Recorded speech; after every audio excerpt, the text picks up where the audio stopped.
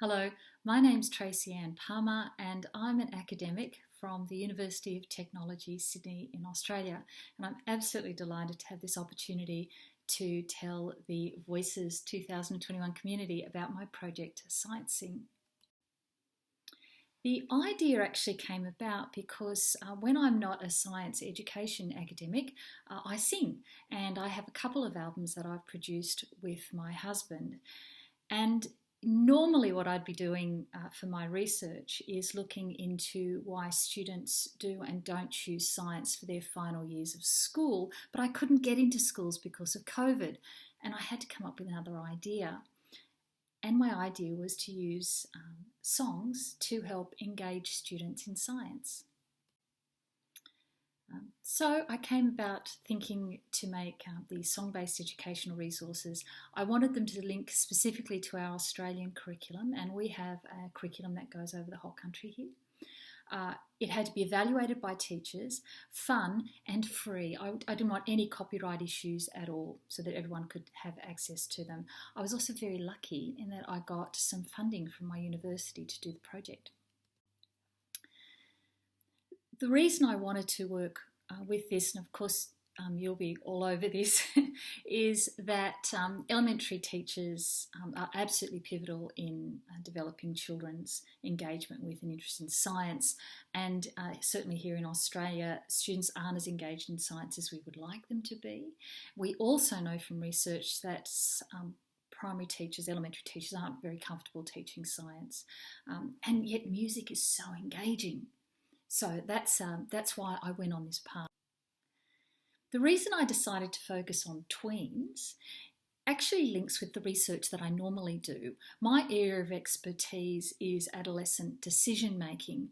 So I teach educational psychology as one of my subjects. So it all fitted in really nicely to look at what's happening in teenagers, and I was particularly interested in what happens in just those few years before they become teenagers, before they launch into adolescence. And the thing that interests me the most is that around this age of 12, just before teens, it's when that structure of the brain is going through that dramatic change, and there's pruning of the neurons. Behaviours start becoming more permanent. They're really emotional creatures, and parts of their brain start to die, the bits that they're not using. I don't want that to be science. I also know that this is a time where lifelong interests can be created, and I want to make sure that science is one of those lifelong interests, as it has been for me. Of course, there's fantastic research in this, and I'm sure some of the people that I've read the research about using songs in classroom will be at this conference. But one of the first ones that I went was actually the research by Greg Crowther, talking about how fantastic music was for recall, for stress reduction, different ways of teaching, multimodality in teaching, increasing enjoyment in the classroom, certainly does that for me, and in-depth exploration of content. And it was interesting because there was a lot of stress on helping students learn content. And although I'm interested in that, it's engagement that really gets me wanting to spend my life on helping students become lovers of science. So then I turned to the songs. So what sort of songs did I think tweens would find engaging? I mean, how is that going to be different from what adolescents were going to like, or what little kids were going to like in early elementary school? And I found some nice research on that, and particularly this one by Tyler Bickford, talking about the way over time the sort of music that kids like to listen to has actually gone from being folky to being pop. So that made me realise that if I was going to do this, my songs would have to sound contemporary if I wanted to capture this particular market, this particular group of students. And forgive me if I go into marketing. I used to work in marketing as well, so that comes across everything that I do as well, is that idea of informing and changing behaviour.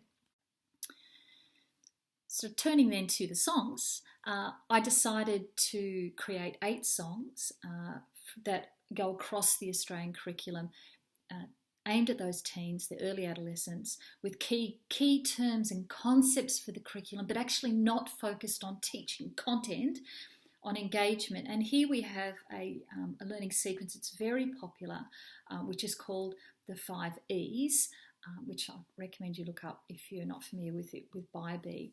And the very first stage of that is engagement. It's all about generating questions, all about building interest, just getting students interested. And one of the keys of that stage is not telling them content. It's not closing it down, it's opening up. So I was thinking these songs would be really good for that. I created the songs, I wrote them, I used the curriculum as a basis. The terms are all sound, everything that's in there is true and real, appealing to tweens, and I had them produced in a proper music studio, Vienna People Studios. You can see a picture of the most fantastic studio. It's so much fun going into a studio. So if you've been making videos, songs, science songs at home, if you can find the money, go into a studio. It's so much fun. And this is on the day that I actually launched the CD, which was on the 12th of February this year. So that's my project, ScienceSing. I'm particularly keen to enter into a dialogue with the wonderful people at Voices. So please, if you want to make contact, please send me a message through my Weebly website, or look up my name. I've actually got quite a good internet presence, and you can email me through the UTS, through my university. So thank you so much for listening to my presentation. And now let me play you one of the songs. Blue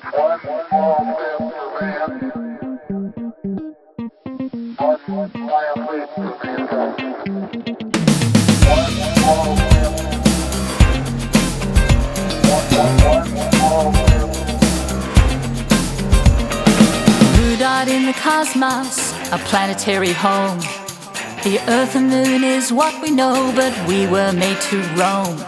Took a spaceship to the moon, Armstrong took a step, but outside his spacesuit that man to be rare.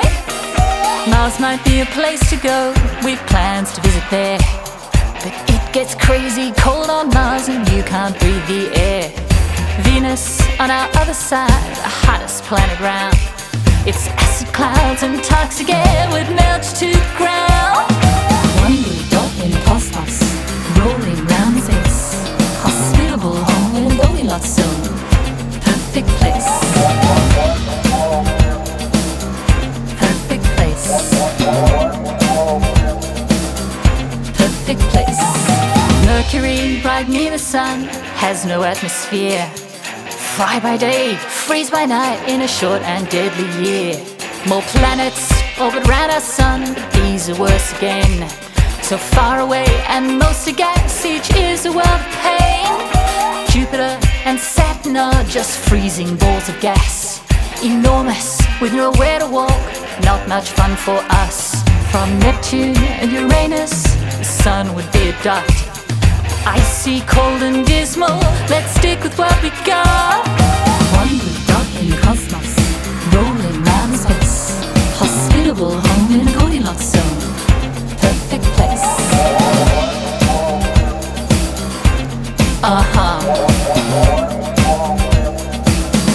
Perfect place.